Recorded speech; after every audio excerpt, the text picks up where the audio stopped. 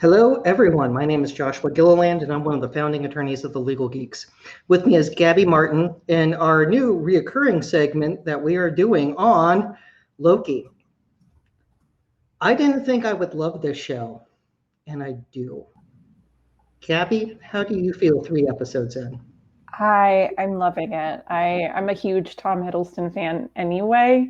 And I love it. I love what I always respect is not just obviously huge Marvel fan.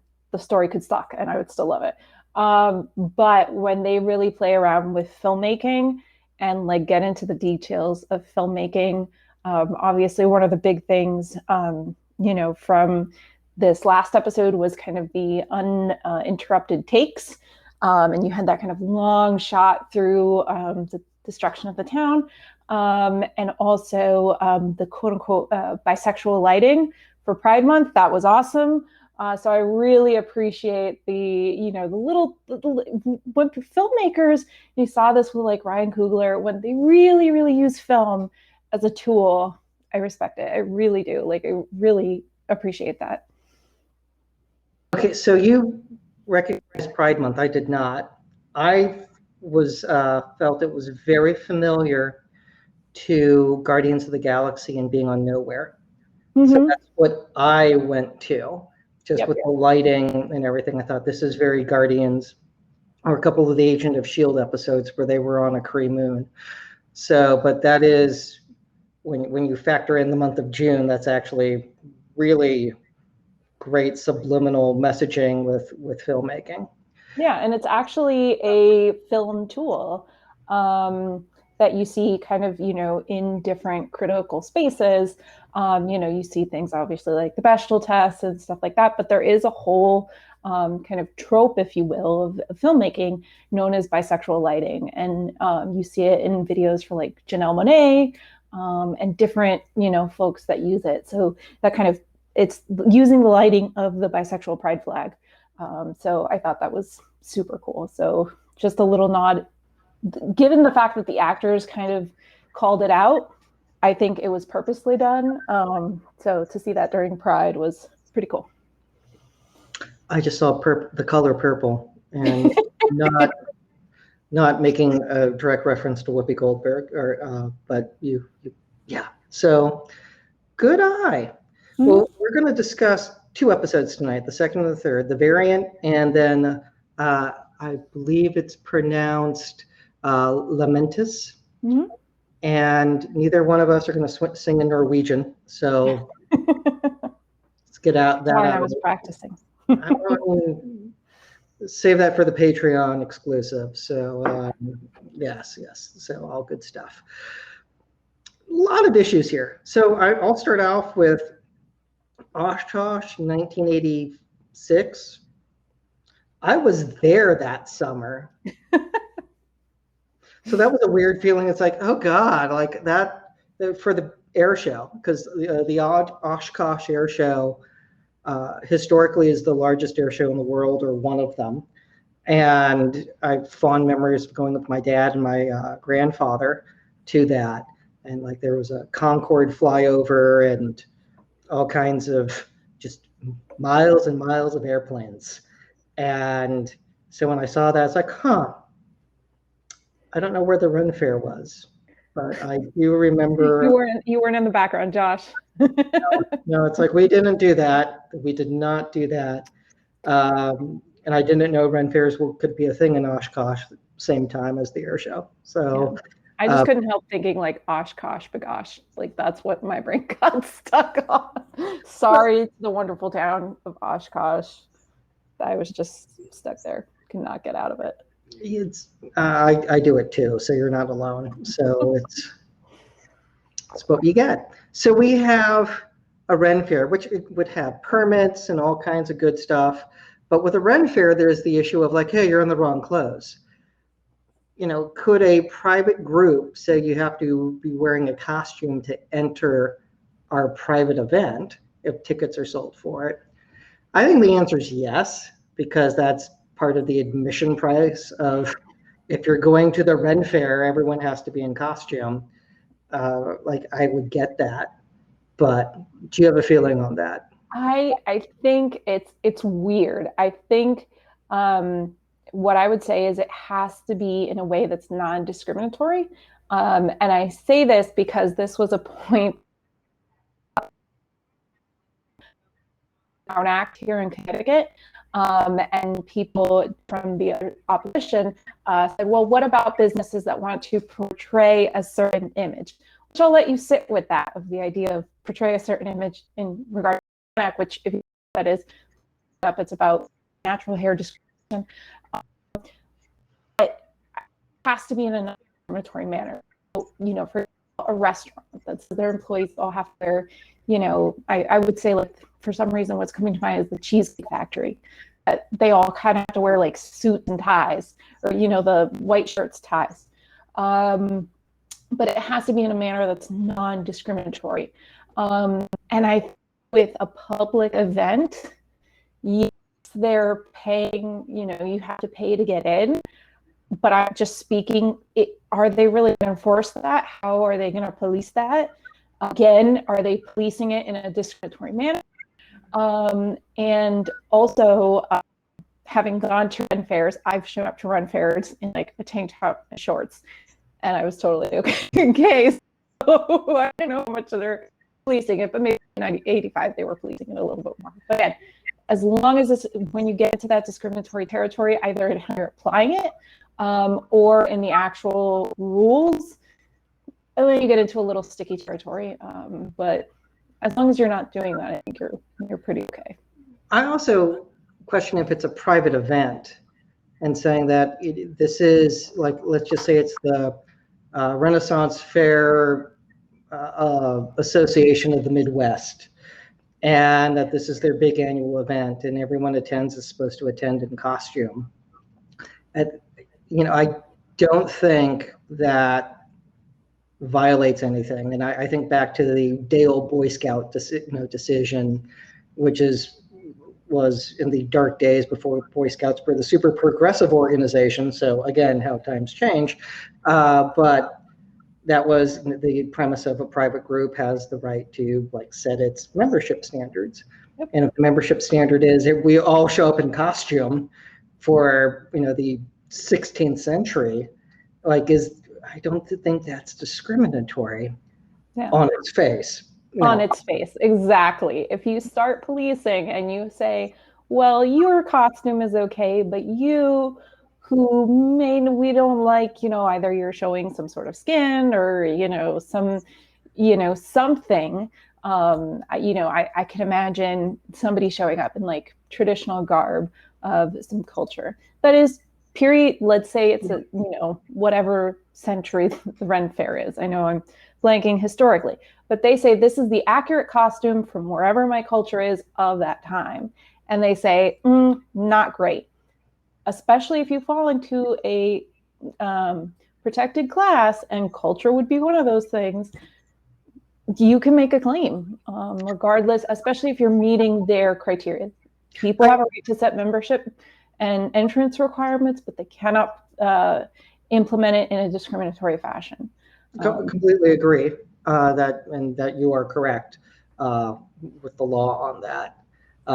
I do think of the like Star Wars fan groups. Like, if we're going to have a Jedi Day, and, like, you know, and somebody shows up not dressed as a Jedi, it's like, dude, like, did you not get the memo? But again, like, that goes to the private group having standards, saying like, hey, this is what here's our sheet of what we expect people to do, and, you know, nothing risque, it's family friendly, so don't go crazy. Yeah. And you know, like, don't show up wearing only a cog piece, and, you know, be surprised when you're asked to leave. So yeah, a lot there. But anyway, it's that critical legal difference between something on its face and something in practice. And we see that a lot in the court setting. So those are always two things that a court looks at: is what is it, you know, in theory, and then that's the on its face, and then in practice, you know, how is it kind of rolling out? So yeah, which again, as the background character said, some of us need this. So I know.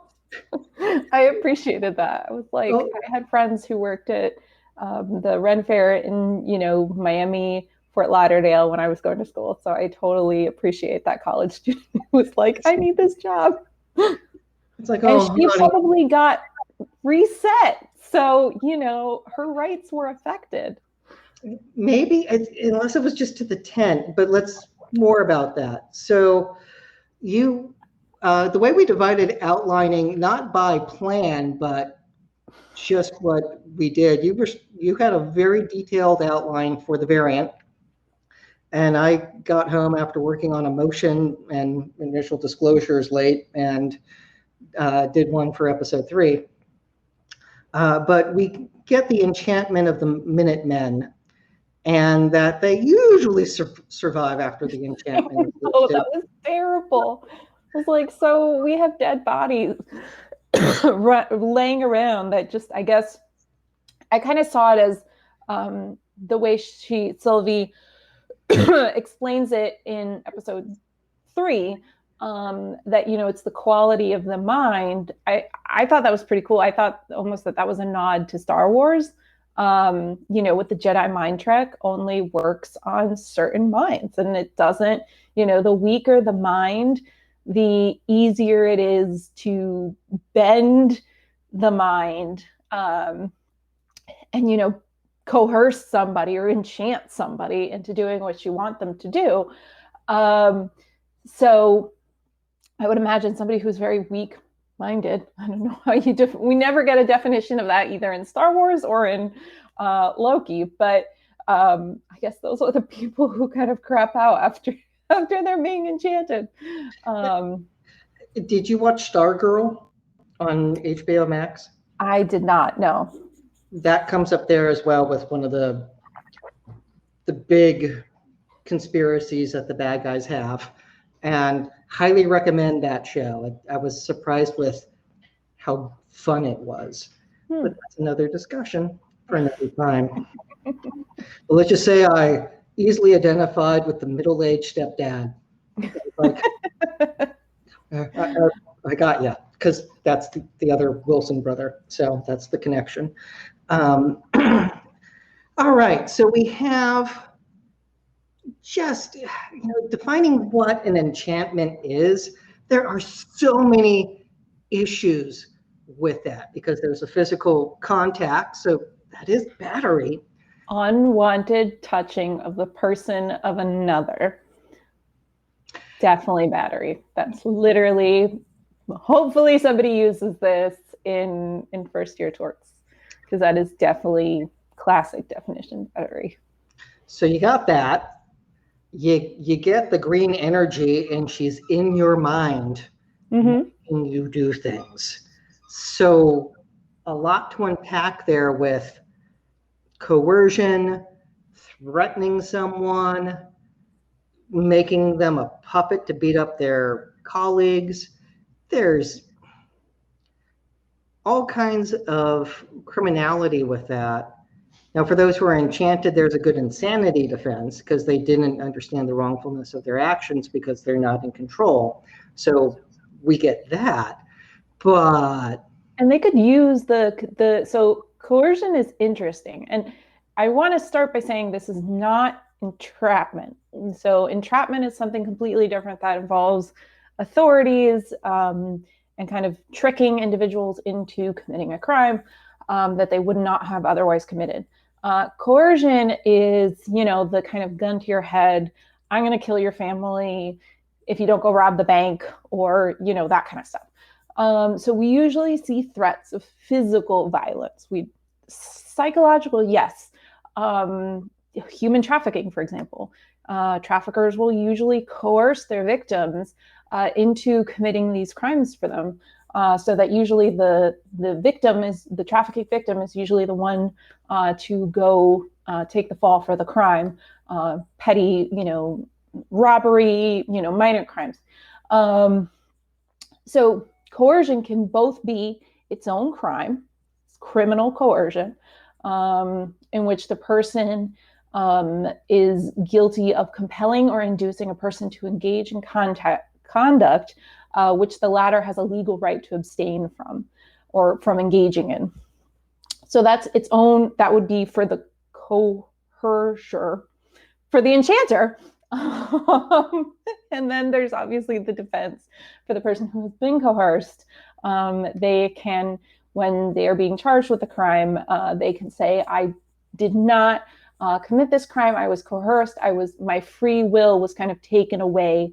And in that sense, in the defense sense, it would have to be shown that a reasonable person would also kind of have fallen victim, if you will, to this coercion, that it's not just, it's a reasonable person test, which, given the fact that she's controlling their minds, I think any reasonable person would say, well, I'm too smarter, like, you know, maybe Loki, if Loki himself was on the jury, but, you know, most reasonable people are not Loki, who can kind of overcome the enchantment. Is a high bar to resist that, because it's magic. Is there a defense for that? So the answer is yes. Yes, there can be. Yeah. So what I liked about this is just kind of a nerdy tangent, but what I like that you're seeing is this kind of crossover with kind of WandaVision. Like, this is the enchantment we're seeing from Sylvie.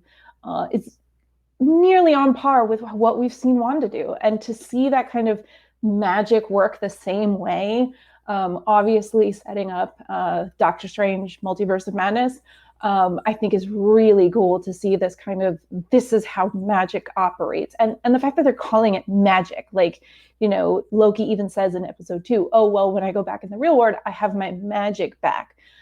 So for them to be calling it and kind of going through the operations of what magic does, I mean, Loki even kind of instructs the TVA Minutemen on, like, well, duplication casting is this, and illusion projection is this, is really cool to see, because it's really sending this foundation.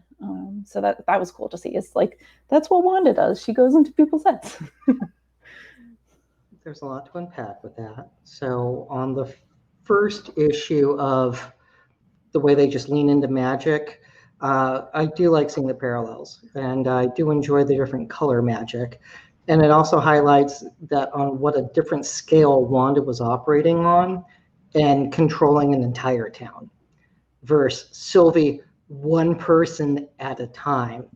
Yeah. Just and she's a Asgardian frost giant god. So there's that. So that's big. What we'll see in Doctor Strange, I am now getting more excited for, because it seems that these shows are laying the foundation so we can skip a lot of the groundwork. Yes, I am so, like, every day, every episode of WandaVision had me super hyped for Doctor Strange. Now every episode of Loki has me super hyped. Exactly what you said, Josh. They're laying so much groundwork that they're just going to, like, dive way into the deep end in Doctor Strange, and, like, you better be, like, up on your WandaVision Loki episodes, because it's going to go full speed, and it's going to be awesome. So I'm trying not to hype it up too much, so I'm not disappointed, but I am super, super hyped. And it's Sam Raimi, so we know it's somebody who understands comics. Yes. So Doctor Strange is one of my favorite characters, but I don't know what source material they could be pulling from. So with the Loki TV show, I was surprised to find out from the Comic Geek Speak podcast about the TVA appeared in issues of Thor back about the time I started collecting. And I started reading in earnest around the Death Curse, and then in back issues got the Mutant Massacre and, you know, some of the other things that happened, the Assault on Hell, you know, the Walt Simonson epic time. And absolutely love that. As I noticed, the dog is having a rip-roaring good time as well. It's out, but now it's playtime. Doctor Strange comics also have a long history from, well, there were Strange Tales back in the mid-'80s. There was also like half the comic, which was Doctor Strange. The other half was Cloak and Dagger. We'll see what they do. I mean, like, there's just so much material that they could pull from, although it can also come from other books, kind of like what they did with Ragnarok and pulling from Planet Hulk, kind of kernels from it. They didn't do the full Planet Hulk story because that would be way complicated to do. The animated movie they did was perfect, but that would have been just hard. But again, we'll see maybe some weird fusion that we'll see of a couple comic stories that might come in. So again, I share your excitement because it's going to be good. I mean, you have 3, like, regardless of the villains you have, which we're suspected to get Nightmare. If we don't get Mephisto in Doctor Strange Multiverse of Madness, I think there's going to be a whole slew of comic book nerds who are really upset. But the fact that, just like boiling it down to the fact that you have 3 wizards, sorcerers, whatever you want to call them, is just, it's going to be great. It's going to be, and I mean, given their MCU personalities all meeting together, I think it's going to be fabulous. Yeah, Wanda and Loki are wild cards. You know, in episode 3 of Loki, he's the adult in the room, which I don't think he's used to that. And that even comes up in episode 2 with him saying, like, I understand why Thor found this annoying. So it's the little brother suddenly going like, oh crap, I have to actually do this now. Like, he's realizing like there's something bigger at play. So yeah, Nightmare makes sense, and Mephisto, again, it's a wasted opportunity. And it's amazing Hobie now is playing with the squeaky toy with a vengeance. You have fun, buddy. So let's get into some of the other legal issues that we have here. Okay, we touched on this with Hunter C20 taking out her team. We can defend her with insanity defense. She's literally not in charge of what she's doing. Would you like to add anything to that? Yeah, and I think it's important to note, because we've often talked, and we obviously don't have Thomas here to give us the JAG perspective, but we often talk a lot about the military complex scenario and how this would kind of play out. And obviously they're kind of police officers, military force, however you want to categorize the TVA, and especially the Minutemen division. But this would not be considered friendly fire. She's specifically turning on her own men. Yes, she is coerced to do it, but friendly fire is very accidental. It's not intentional. And Sylvie's intention here, Sylvie being kind of the driving force of C20 in this scene, is to injure, disarm, kill the Minutemen that are there. So this was not any way, shape, or form friendly fire. Minutemen are a lot like U.S. Marshals in my opinion. The way that they interface with the judges is very familiar. And did you pick up the name of the judge that's in charge? Renslayer. Do you know the significance of that name? I do not. Judge Is this a historical context? No, comic nerd context. She was the true love of Kang the Conqueror. That I knew. Yes, that I knew. Which a lot of people are saying that is one of the timekeepers, and I believe Kang the Conqueror is already confirmed to be in Ant-Man Quantumania. So given that they already have an actor, I think, confirmed cast for the role of Kang the Conqueror, I think it is very likely that they are going to drop his appearance in a very subtle way, very kind of, like they did with Thanos way back in Avengers. And that he's going to kind of be the big bad for MCU decade number 2. Yeah, so it is. He starred in Lovecraft Country, so it's Jonathan Majors, if I'm. And again, he was great in Lovecraft Country. So him being a TVA agent, prospectively, makes a heck of a lot of sense, especially if they are in the quantum realm for the TVA, because time's functioning differently. I'm not going to take credit for that. That was some other nerd who gave that theory. I just thought they were outside of time and space and something else, but the quantum realm makes sense. We don't see them shrink, but those doors could be the, again, advanced doorways to get in and out. But Kang might be the other agent who is giving the judge all those other collectibles. So we'll see if that pans out or not. Is Miss Minutes a living being? And the answer is sort of. Which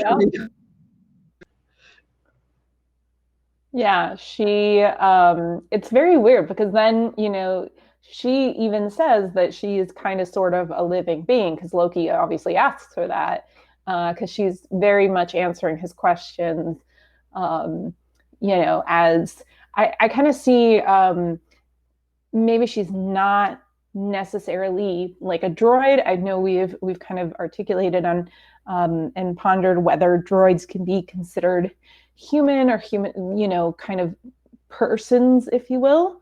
But I think Miss Minutes, given the fact that she jumps back into the computer, I think we're looking at a kind of sentient conscience, very much like Zarel in the Fortress of Solitude, that he can, kind of answer questions that are being posed to him, but he doesn't actually exist, that he's just kind of this intelligent computer kind of thing that can understand questions. And they've touched on that some in Superman and Lois, but again, different podcast to explore that one. Great. Y'all don't want my thoughts on that. Absolutely. I have a lot of thoughts. Another night, we can jump into the Superman and Lois series. It was, again, amazing. So the funky issue with AI, and I really enjoyed the scene because this turned into what Falcon and Winter Soldier should have been with Zemo. It's like 48 Hours, where Loki is, helping so he doesn't get reset, and he's playing nice with everybody, which was what they should have done with Zemo instead of breaking, the good guys breaking out a guy who kills people on the way. So, but that's another podcast. 2 out of 3. We're referencing a ton of other podcasts that we possibly could have. Exactly. But again, I do enjoy the 48-hour aspect to it, and he's in the Eddie Murphy role, and again, it's working. And that's the interesting thing about Loki as a character. He's become surprisingly versatile, because initially you could think of him just being one-dimensional, and he's not in this. He's adapting to situations while still being his own character, which is just working really well. Now, one of the other things that you got into was the affected radius, and we've touched a little bit about that, like who determines the range. Oh my God, I feel like I'm channeling my inner ACLU lawyer because I am just all sorts of upset for these people that are unknowingly getting reset. And one thing we learned, we kind of saw the reset charge in the last episode with the Mongolian farmers. I don't know why I keep calling them farmers, but the Mongolians. But now I think, one of the Minutemen says, that the charge resets the affected radius. Which, think about that for a second. This charge is set to affect an affected radius. So that's a area of, around, it could be a mile, it could be 2 miles. Who determines what this affected radius is, how large it is, how small it is, who is considered quote unquote affected and who is just kind of a bystander. Obviously, this doesn't seem to be much of a concern in something like 1985 when they don't have iPhones, but you could say somebody, let's put this Ren Fair in 2021. Our poor college student who's working there takes a Snapchat and says, oh, these guys who are showing up, takes a picture of the Minutemen and says, oh, these guys who are showing up like crashing the Ren Fair. Where is that going? Did she send it to just a friend? Is that person in the affected radius? If she posts it on a public forum, is everybody who saw it in the affected radius? So there's so many kind of dominoes effect to, I guess, what Renslayer would say is that the timekeepers determine the affected radius. They decree it as such, which I think is a bit ridiculous because, again, it's people's free will. They don't know they're getting reset and kind of completely erased, because we do see the kind of how the reset charge works, and it goes out in a radius and it affects everything. It disappears everything. So it's very concerning. There's a lot of kind of liberty issues at play here with these reset charges. So I think the answer for an affected radius is both local and planetary. And that might sound odd, but let's just say that we have your hypo of the charge going off at a Ren Fair in 2021. Summertime, open area, everyone's vaccinated, so let's just be clear on a couple. Just to be bloody. So charge goes off after someone's posted to Snapchat. Everything's reset, including the person who posted. Therefore, because that person who posted is reset, they never sent the social media message to begin with. So it's the only way to permanently delete something from the internet. Yes. So we have to take out a whole bunch of instant messages services back in, AOL Instant Messenger, Yahoo. There's a lot that can be done from people who made poor decisions, probably with alcohol. So still suspicious, still kind of on those liberty issues, as my friends at the ACLU like me to be. But yeah, I'm still not sold on the reset charge. But especially when Sylvie drops like 1,000 of them and just reset who weren't even on a branch. It's, as they described it, someone bombed the sacred timeline, which that gets into like her doing an act of terrorism across all of time and space, which is a diversionary tactic in order to get all the guys from the TVA to be super busy fixing time itself, which just seems radically dangerous. I mean, the paradoxes that could erupt from that, and they all have to respond in real time. So, do they have enough people to go out and stop the chaos? But again, I do think that's terrorism, because she did it in order to assassinate the timekeepers. Yeah, well, she did it to cause terror. It caused terror, therefore it was terrorism.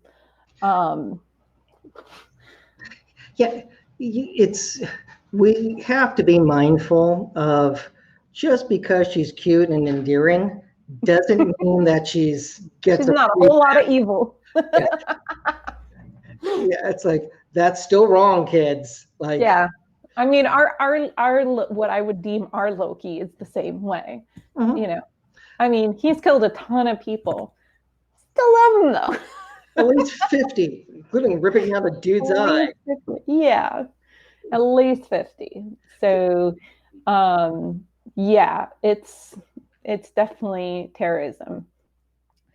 Although the theory of the apocalypse is, I was thinking, could somebody actually use that as a criminal defense? That, oh well, nothing I do matters because it's going to end anyway. So the superior bad, like the bigger bad event, kind of wipes my crimes off the map.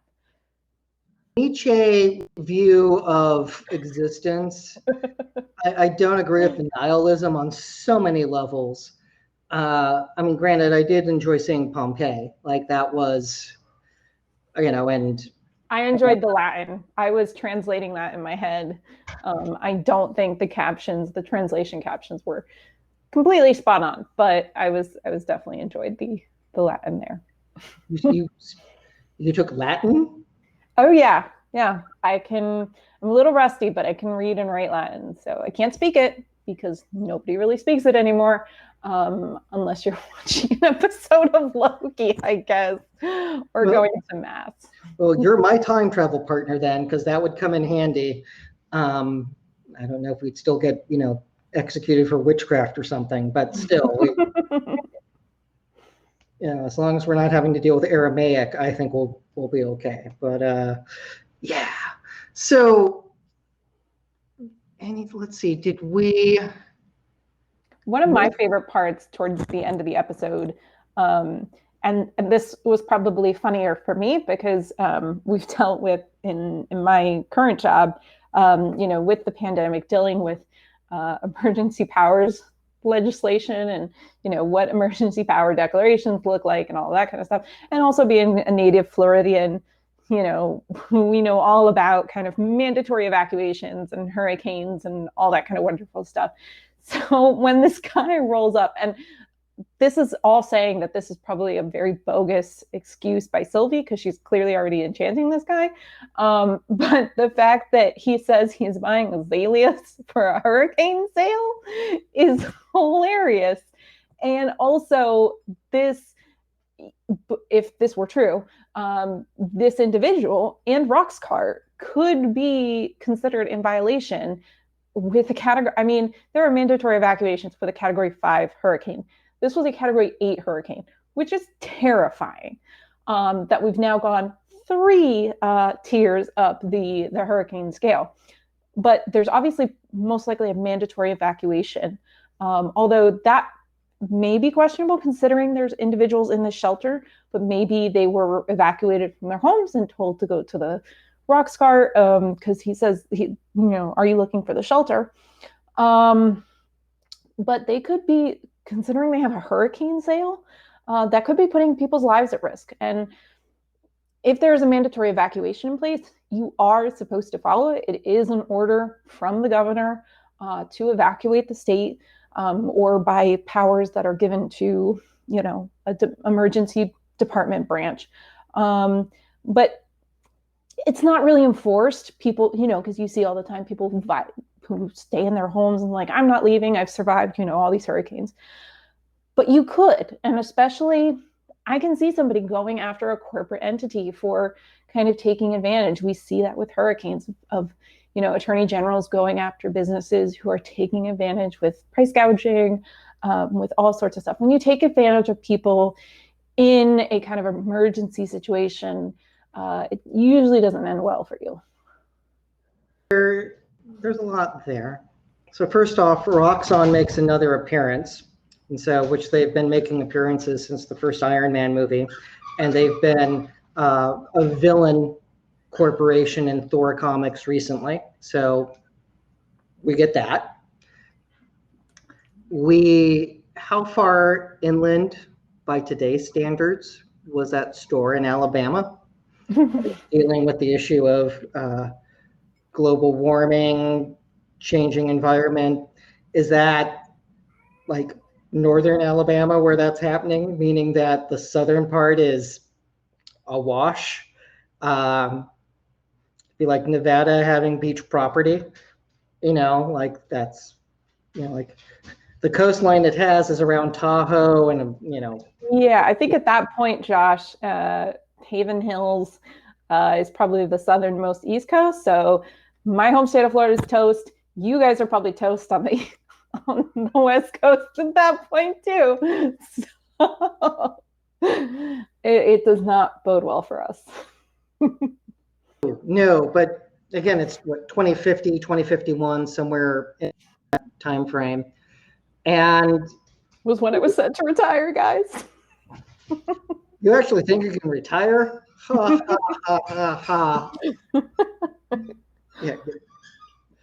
I see the old guy in that. It's like, oh, that probably would be my age at that point. Because again, just I would be, I'd be 120, 74. So yeah, a lot to unpack there of looking into the future. So with the fight that happens in there, yeah,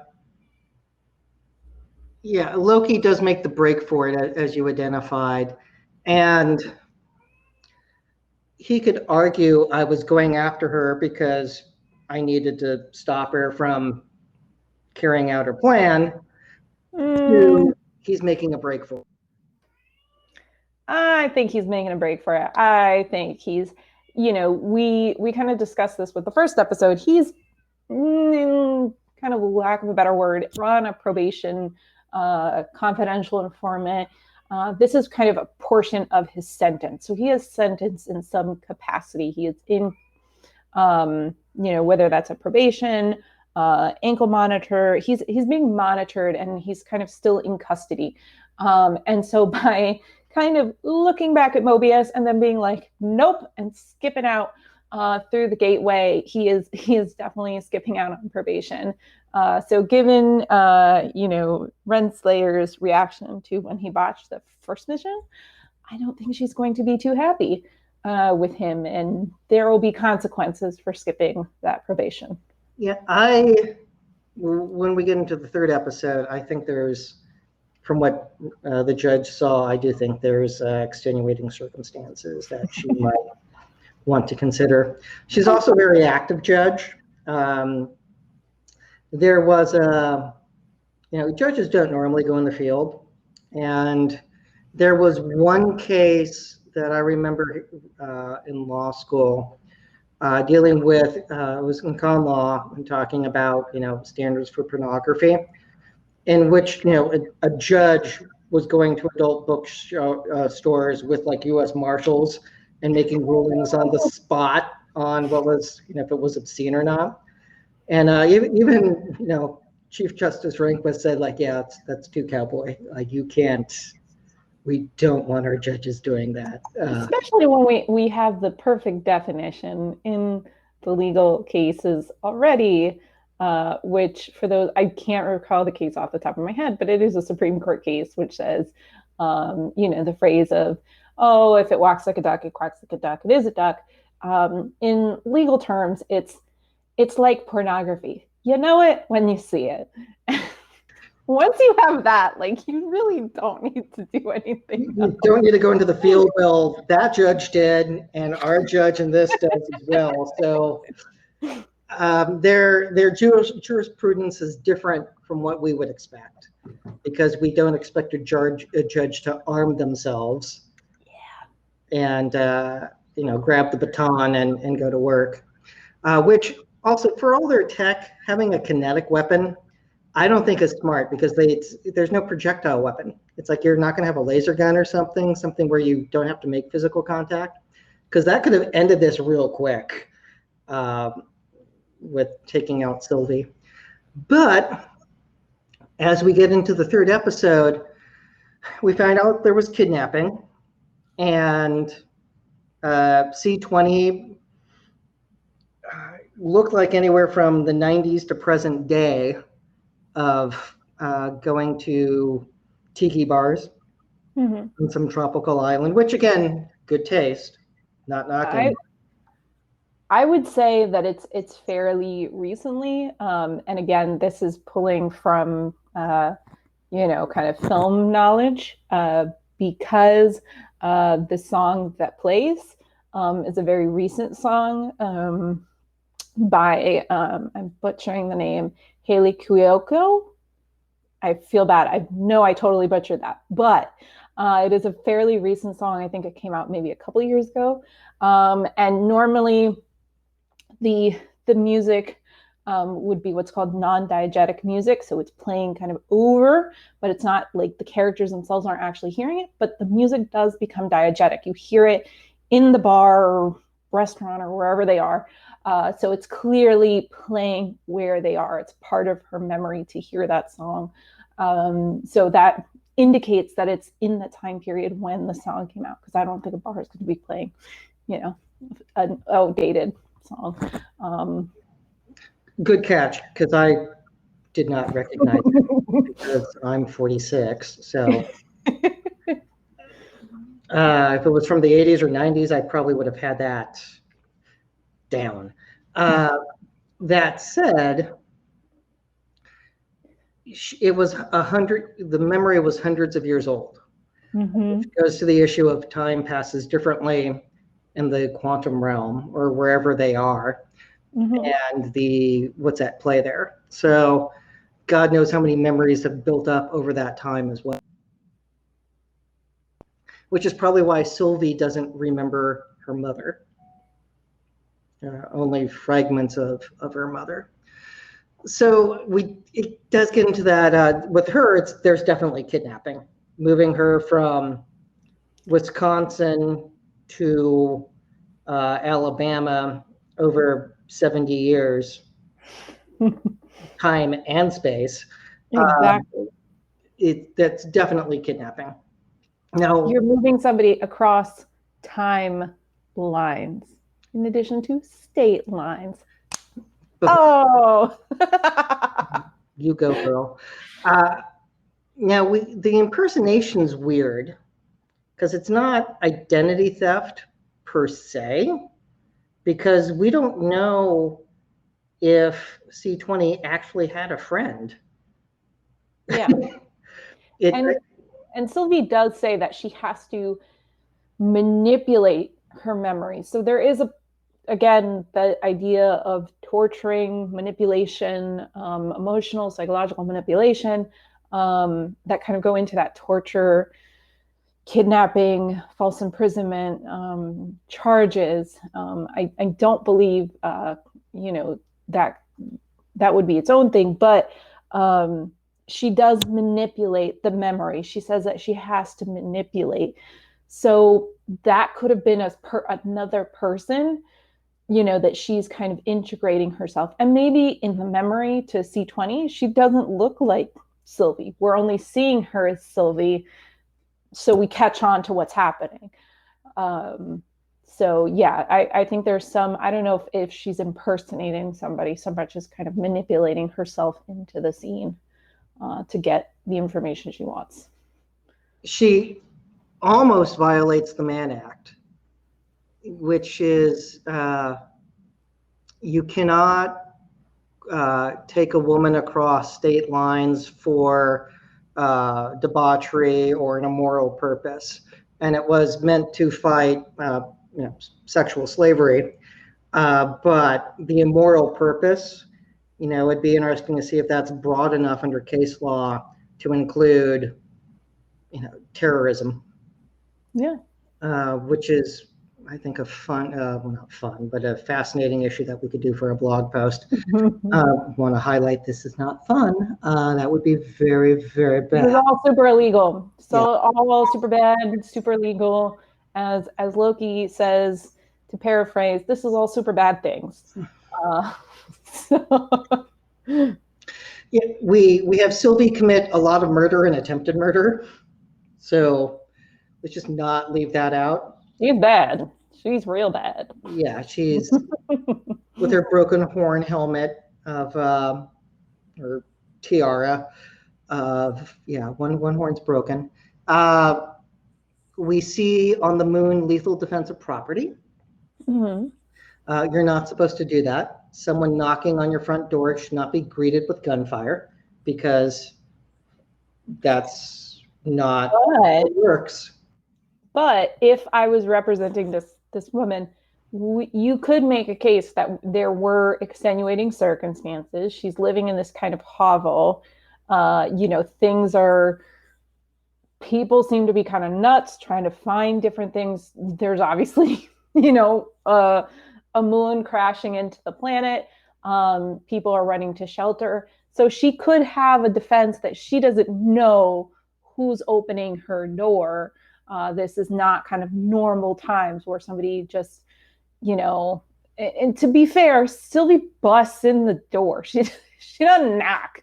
So she's kind of, I would say, an aggressor, somebody who's clearly there to do some sort of harm to this woman, and on how you feel. Again, defense statutes really go to how you, in a lot of states like Florida, how you feel. If you reasonably fear for your life of somebody busting down your door, and it seemed there wasn't much room for her to hide, you could make a case that she may have some sort of, justification. And if we, good analysis, because if we shift it from defensive property to self-defense, the castle doctrine is appropriate because that little jet stream is her home, and she's in her home and the door's getting kicked in. It's also interesting. She also uses non-lethal force, which I think is also clear to point out. That gun she has, I mean, maybe it's just because of who Sylvie and Loki are that they're not as affected by it, but it just seems, I mean, to me, it just seemed to be like an air cannon that pushed somebody out. But our Loki survived the Hulk thrashing him about. Most human beings would be jello after that. So I think most human beings taking a shot like that would have their rib cages shattered and spinal column as well. So I think it would be lethal to a human being. Yeah, but it's important to note they are not on a human planet. This is the planet they are on is actually a colony of Xandar. And this takes place timeline-wise, I think it's 20 or so years after the fall of Xandar in the MCU that we saw kind of off screen with Thanos. So they are an alien race. They look humanoid, but I think they would be considered an alien race. Because you do see reddish ones that we had seen on Xandar, and then there are black and Caucasian ones as well. So that's where it can get confusing.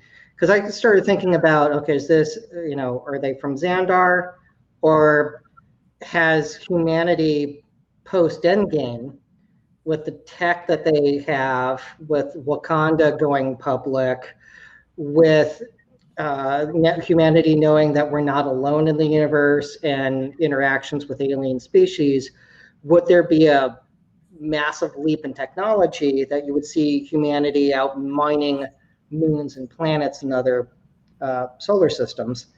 And the answer to that is, I don't know. I mean, it's comic book stories. It could happen, and that'd be 50 years, what I think would be sufficient time for them to start doing that.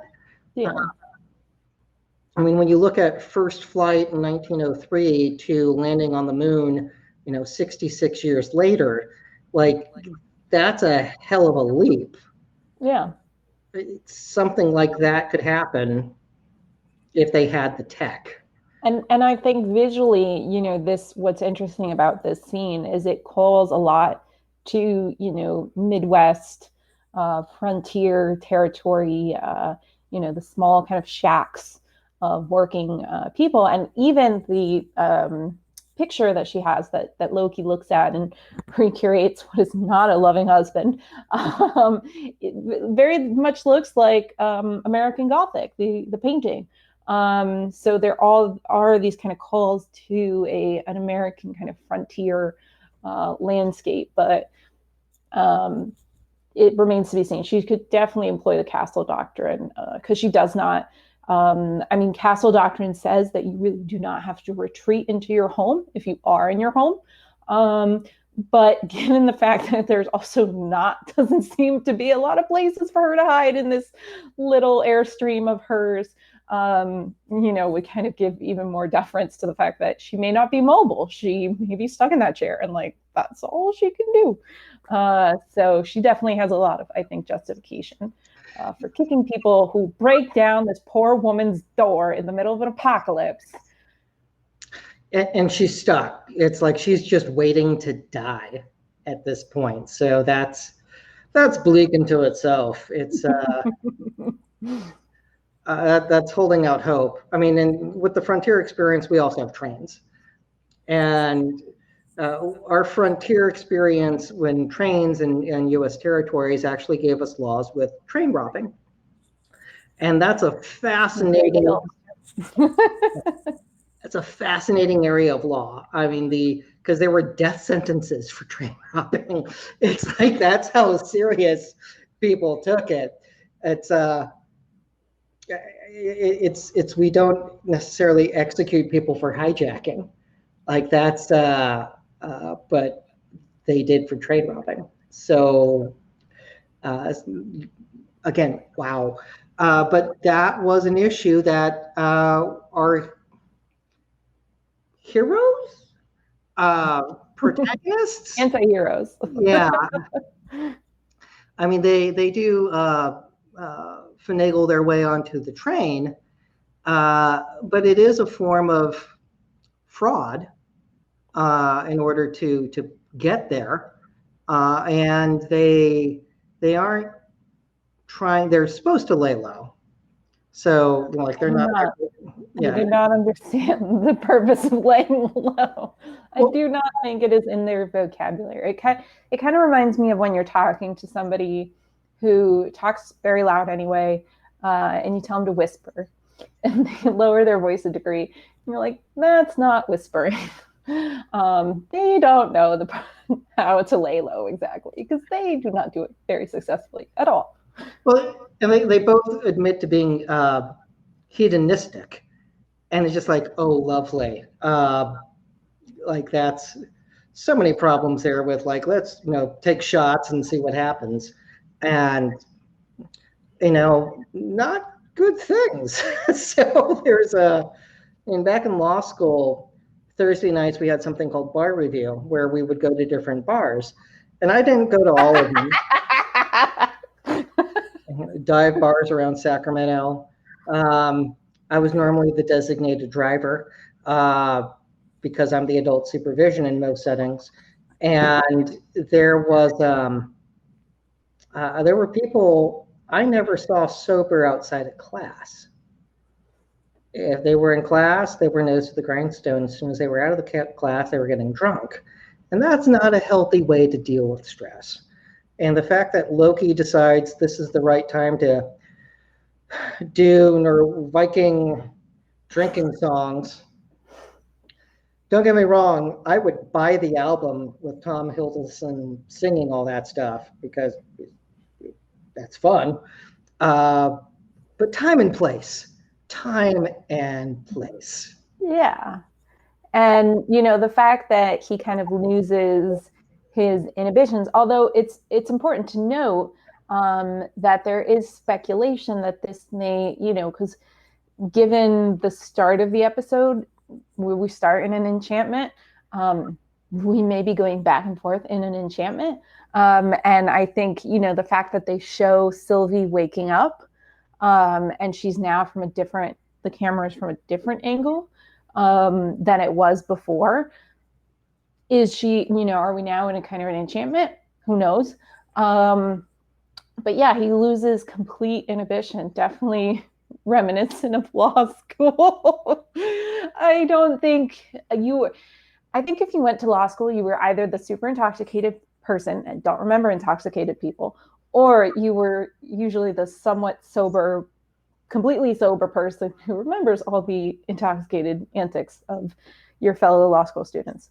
I did not go any sort of bar hopping, but definitely barrister's ball, different parties. Definitely remember that. So, but yeah, he totally, I mean, could he be considered, public drunkenness? He's in a bar, which, people get drunk in bars. They could have an issue where, if he, obviously we've talked about this before, but if he goes and hurts somebody and they've overserved him, that could be an issue. But I don't think he's in a context, where I've seen really intoxicated people, and they're usually the most harm he seems to do, both, and I've seen this as well, is to himself. I mean, he doesn't really seem to do, the only destruction of property is when he slams the glass down, which I so appreciated the callback to the original Thor movie with that. I was like, oh my God, that's like the coffee cup scene. So definitely appreciate that. But I don't know if this gets to the level of public drunkenness. Definitely some issues with the assault on authorities, but not necessarily public drunkenness. Looking at what happens in that scene raises questions of how much alcohol can a frost giant have? Are they different than a human? They do serve him champagne. I don't know if Xandar had champagne or not. So does this put us, is anyone from Earth is what that boils down to, or is champagne a universal drink at this point in time? Don't know.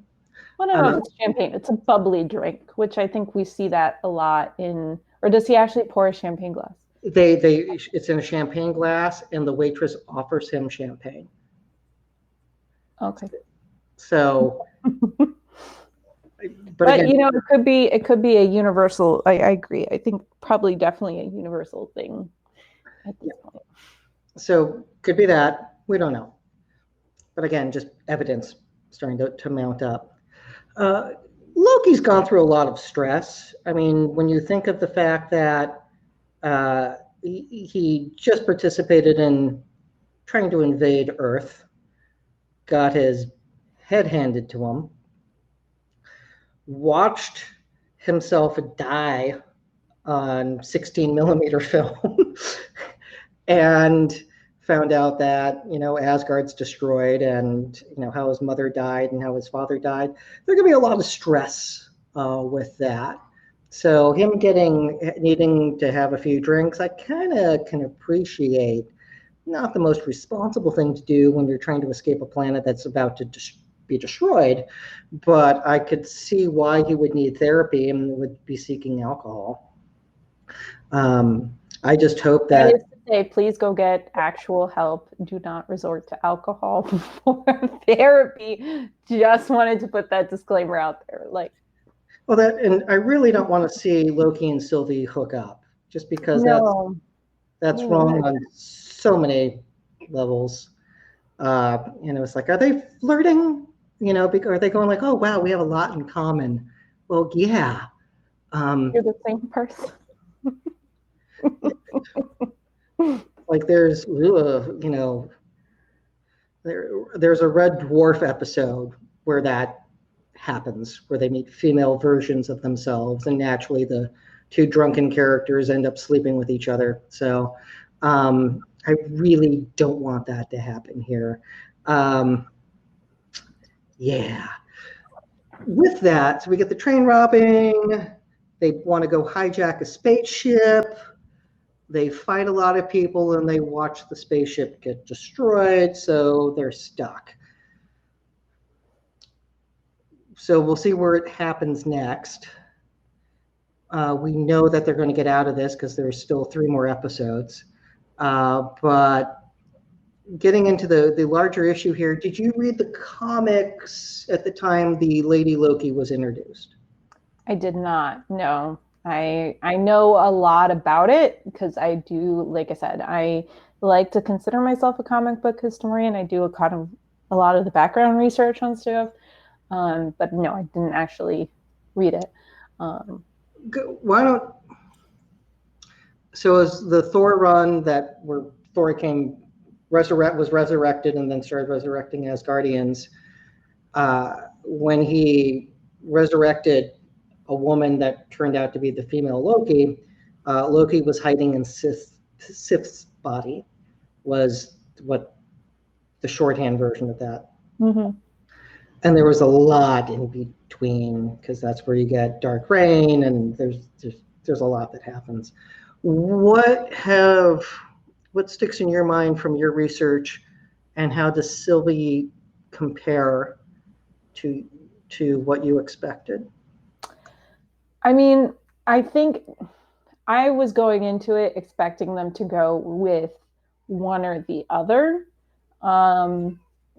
And either Sylvie or Sylvie slash the Enchantress, or Lady Loki. They're obviously two different runs. I want to say they're around the same time. But I think what it makes a little bit more sense because there are kind of these origin stories to both that I think would be difficult to flesh out. And I don't think they have the time nor the focus to do that. But I think by combining elements and then also saying, like, it's an easier premise for somebody to accept that, oh, this is a variant from a different timeline, and she just so happens to be female. So it's kind of a really easy buy-in for general audiences to just say, like, oh yeah, like in a different, like, I think also the way they set it up by showing all these different variants of Loki, which were kind of crazy.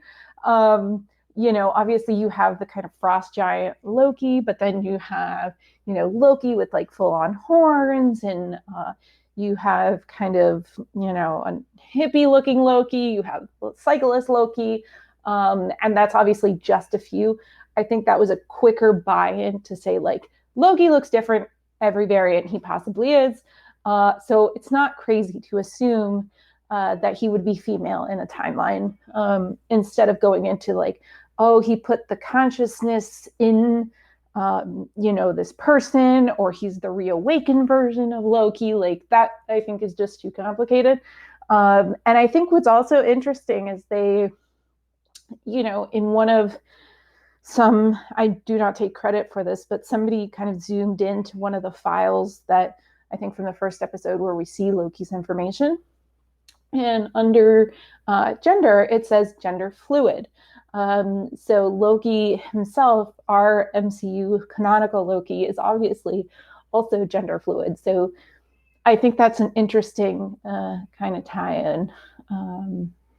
So I think it was just an easier way to sell it than doing the whole weird history, especially since to try to bring Lady Sif back, it would be like, what? Then they'd have to recast somebody, and it would just be too complicated. Yeah, and Sif is going to be in Love and Thunder. Mm-hmm. Since Jamie Alexander was busy making a TV show for ABC, they kind of just ignored her for everything else. Which was odd because they brought her back for Agents of S.H.I.E.L.D. and then they're like, oh no, she doesn't exist anymore. Right. But now she does again. I mean, they recast, oh God, which member of his the Warriors 3? Yeah. Yes. The one that was originally played by Josh Dallas, and then he got replaced by Zachary Levi. Who didn't on the name, but yeah. So I don't know why it was just kind of bizarre situation. It's weird rights and everything. Because Jamie Alexander would go to children's hospitals in costume and just seems like a really nice human being. So I'm glad she'll be back. But there are things that you can do in a comic where people are aware of the 50 years worth of storytelling that happened beforehand, and you don't have to do the groundwork.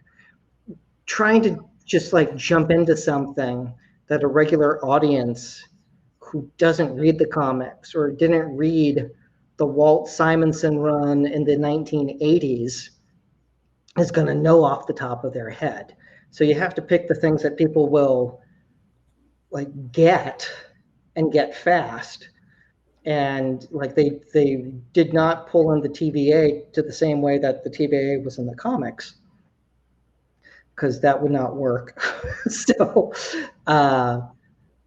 but what they're doing with this, let me rephrase, the way they introduced Sylvie worked, because I was concerned with the story could go off the rails quickly depending on what they did.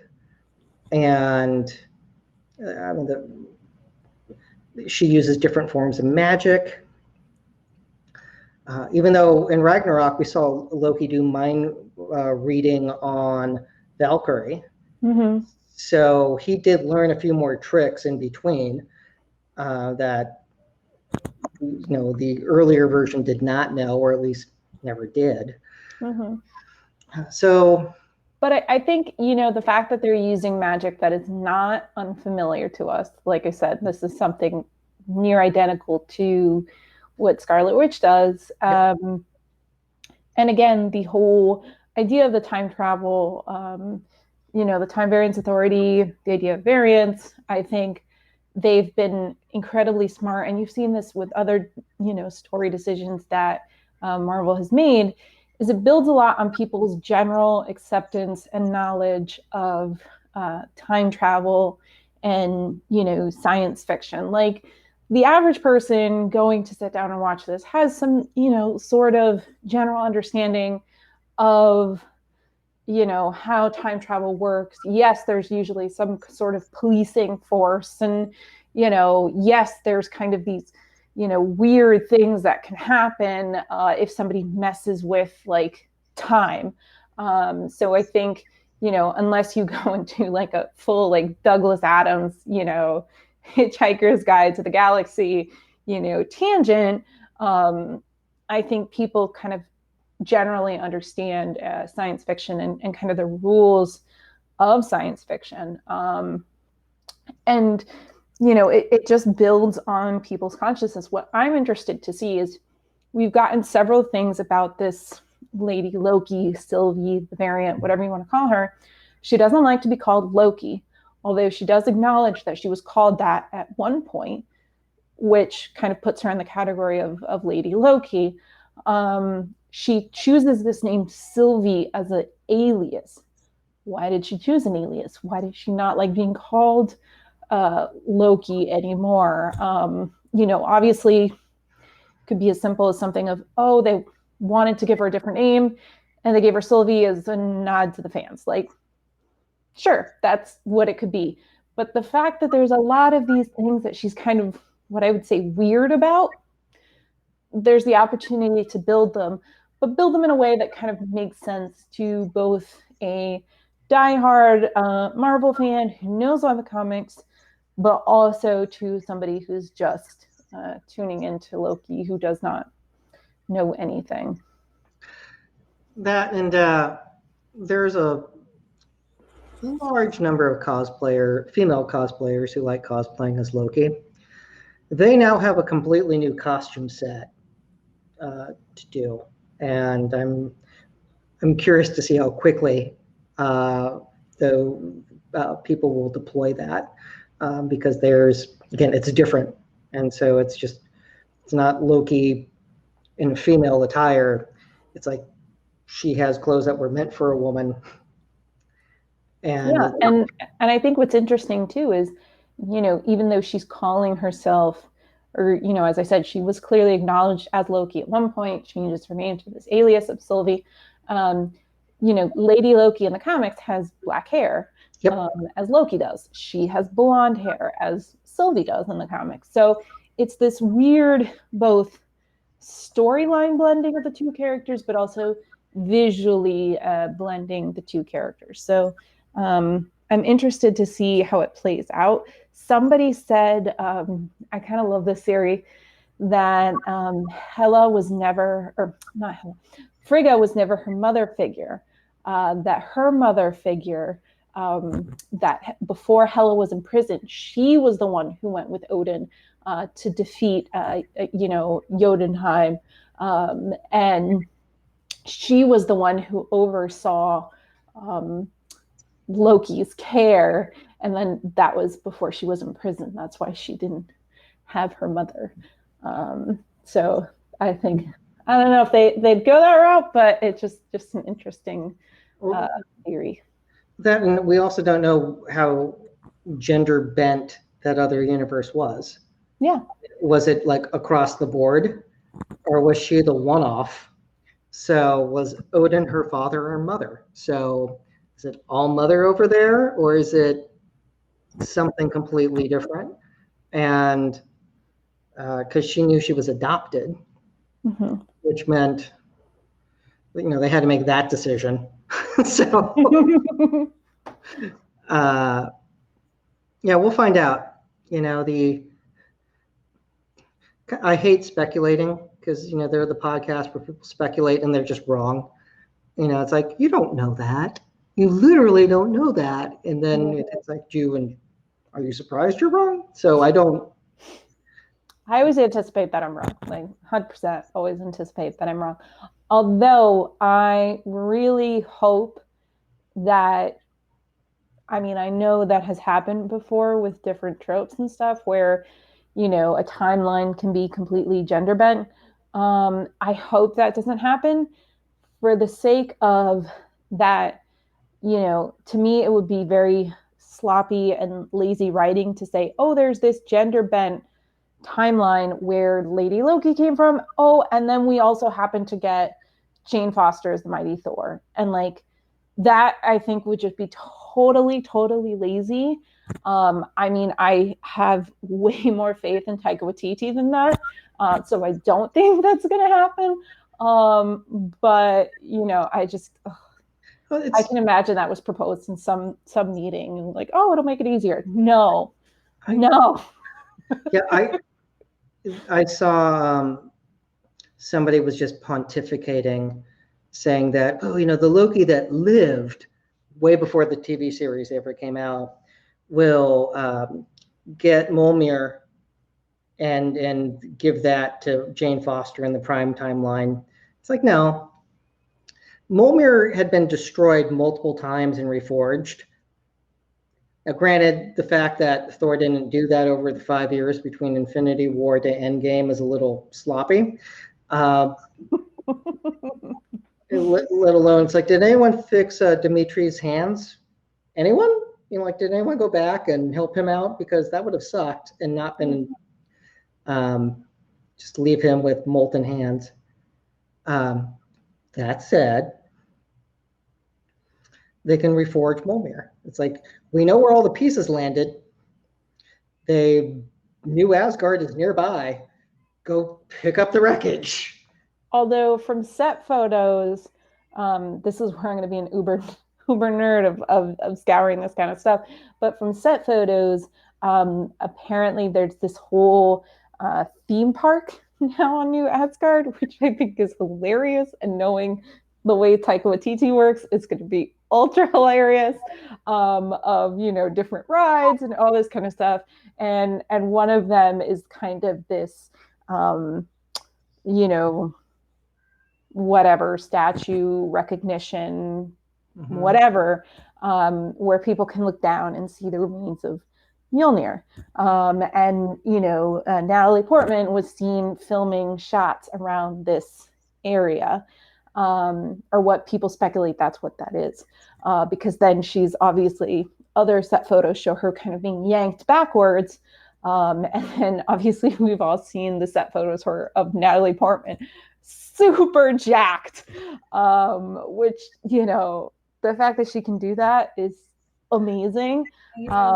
But that may be that she comes and she's able to reforge Mjolnir, because I would imagine that the Odin's wouldn't call it a curse, but Odin's kind of words on Mjolnir still hold, that you have to be worthy of the power of Thor in order to wield the hammer. We've seen that with Thor. We've seen that with Vision. I don't know if we consider Vision worthy or not, or it's just because he's an android. Steve Rogers, and now obviously Jane Foster. So I think Vision could lift Mjolnir because it helps start him up. So that's my theory on that one. Steve, I have the comic where that happened, and it was bloody glorious, the first time, because that's when he was the captain. So it was when he was forced to stop being Captain America is the first time that happened. And the splash page with him just kicking ass is glorious, because again, he doesn't realize he's grabbing Mjolnir when he's under a dog pile of trolls or whatever.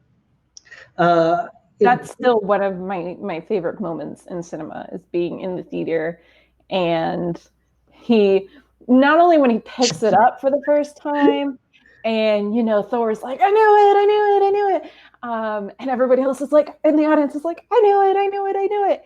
But when obviously he does the, what's become the famous TikTok sound of Avengers Assemble, I'm just like, yes. Definitely good, super duper amazing kind of comic book visuals there. It's everything you love about these stories was in that moment, and the Russo brothers nailed that scene in understanding the importance of it. And there's footage in theaters of people reacting, and those are super fun, with just people losing their minds. Because Cap kicks some serious ass in fighting Thanos because Captain America was the sickly kid who believed in the country, believed in being decent. And it's the sickly kid who is the one to save the day. And that's a very American concept. Mm-hmm. And it's fitting with Sam, taking up the shield now as well, because again, it's that representation, really matters. Pivoting to what we see in the future, I don't know. I'm just glad to be on the ride and loving the reverence that they have for the storytelling. I'm very excited for Doctor Strange. Eternals never did much for me in the comics, so it looks pretty.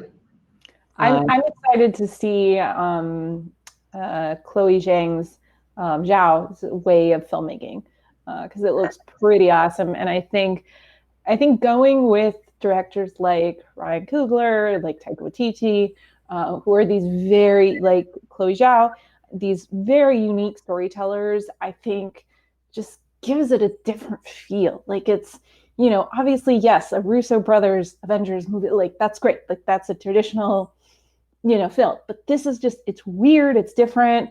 It's its own unique form of storytelling. And I think it works a lot.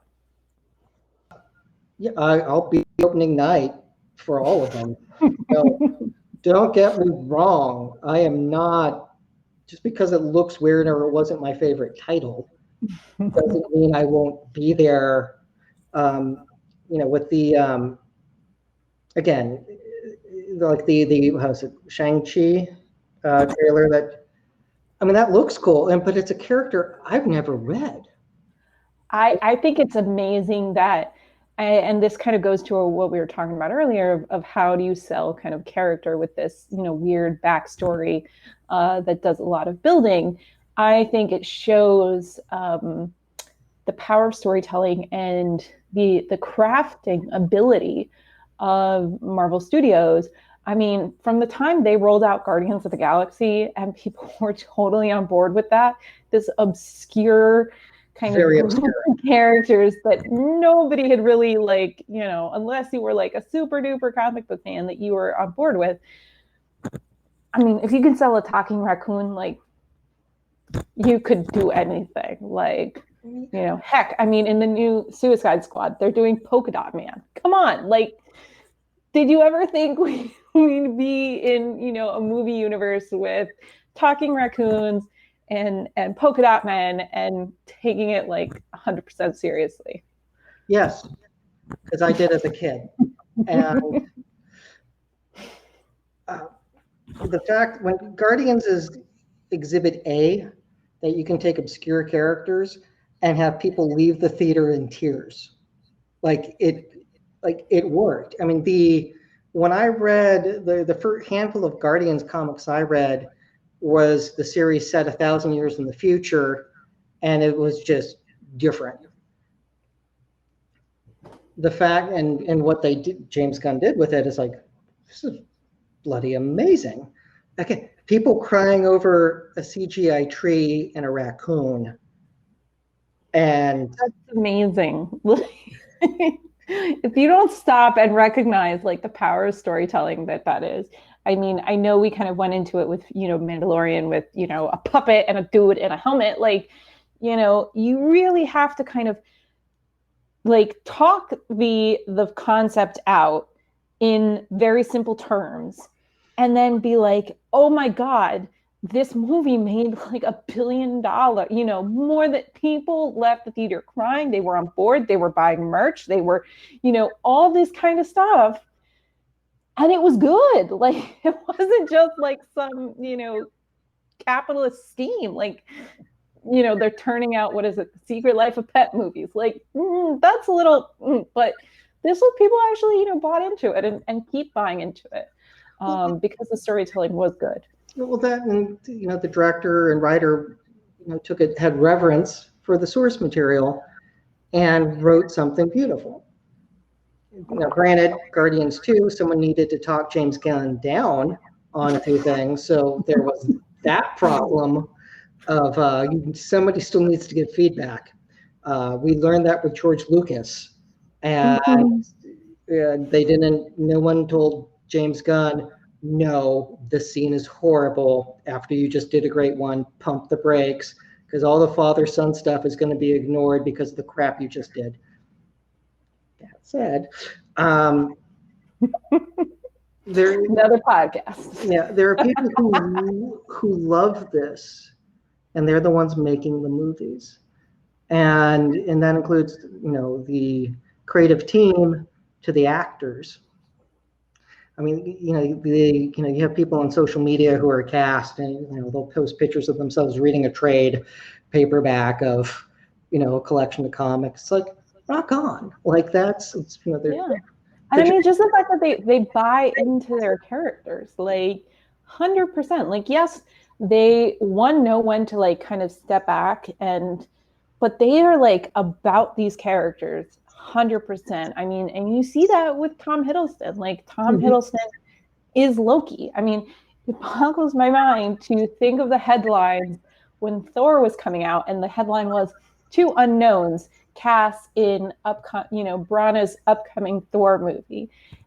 And like, you know, they are not unknowns now, but they live and breathe their characters. Like, they've gone on this journey. They know, they've become their characters. They know how their characters think, walk, talk, you know, the whole 9 yards. And I think it shows. And I think that's what the embodiment of their characters is what, you know, sells it. Because the story can be great if they don't buy into those characters. Yeah. It's all, I'm here because I have to be, as opposed exactly. It's like reading Hemsworth in interviews say, I want to play Thor as long as they let me. It's like, I feel the same. Like, you know, the first movie was okay, wasn't great. Dark World, again, fell in the okay category, not great. Enjoyed it, saw it opening night. Then they bring in Watiki, and like they figured out, this is how we tell this Thor story. We're going to lead into all the Jack Kirby weird space stuff, and also let the actor, you know, be the character. Like, I think that's the thing. They let you know, Hemsworth be Thor, and Thor's a little kind of meathead sometimes. I mean, the guy literally posted he dragged his kid on social media for wearing a Superman cape. Like, you know, that's how much they buy into these. Like, it's hilarious. And they let them kind of, here's the script, here's the materials, now go like be the character. And I think you see that, especially with Loki. Like, who could have imagined that there'd be this entire series? No, and it highlights how short form storytelling can work very well with these characters, because these episodes are running around 45 to 50 minutes. Yeah. Just under an hour, longer than many of the other shows that Yeah. Definitely so WandaVision. I was upset. I would have liked longer episodes of WandaVision. I was like, yeah, I want longer. But they were doing it like a sitcom, and That's again, true. it was like, but still, I could have used 50 minutes. So. I know we're going to get more, so it's going to be okay. I mean, again, like the commitment, WandaVision, people who were the live studio audience dressed in time period appropriate outfits to be the audience. That's phenomenal. I know. That was like my favorite thing. If you have not gone back and watched Avengers, I believe it's called Avengers Assemble, right? Yeah. On Disney Plus for both WandaVision. The WandaVision one is superb. Falcon and the Winter Soldier one, I still think they were watching a completely different show, but it's definitely insightful. But the WandaVision one just shows you how much like they were, you know, into it. And, you know, to see Tiana Paris, like, oh, they cast me in WandaVision. I don't care, like, what, or they cast me in the MCU. I don't care what role I have. Like, I just want to be part of it, you know, is great. And for her to know, like, the background of who Monica Rambeau was and the fact that she was, you know, this representation, all, like, it's great. It's really, really great.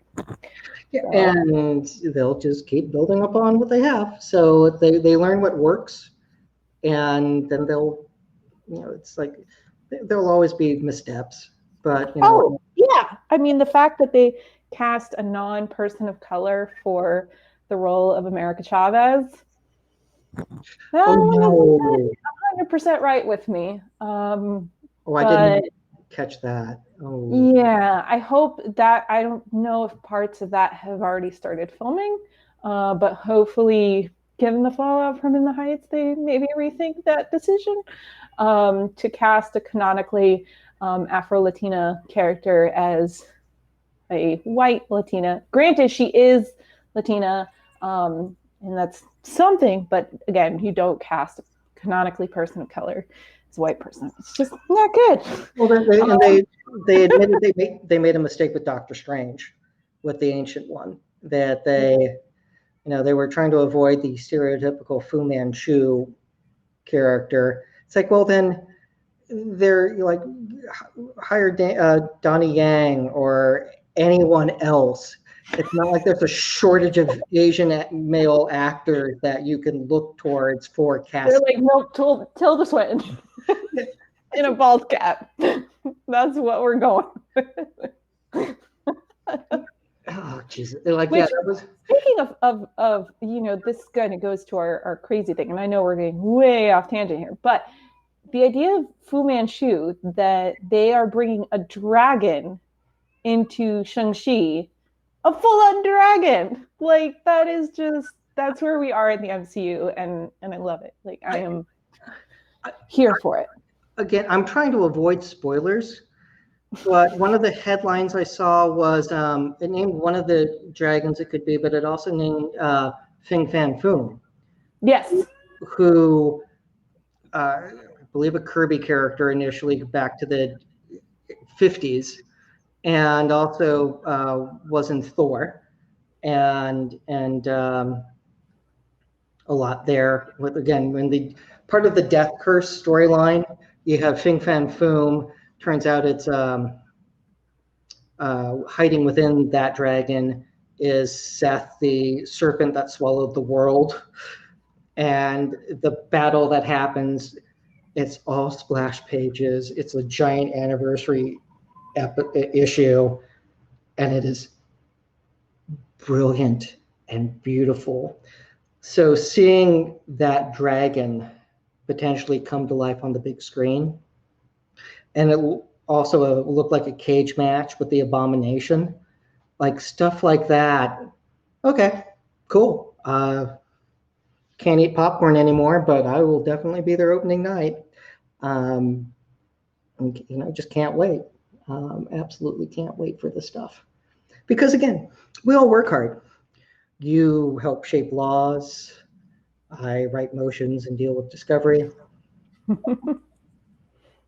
This is fun and happy. So it's a good thing. It's a good crossover because, clearly there's a lot from the law that happens and is applicable to these shows. And God help me if I ever become a law professor.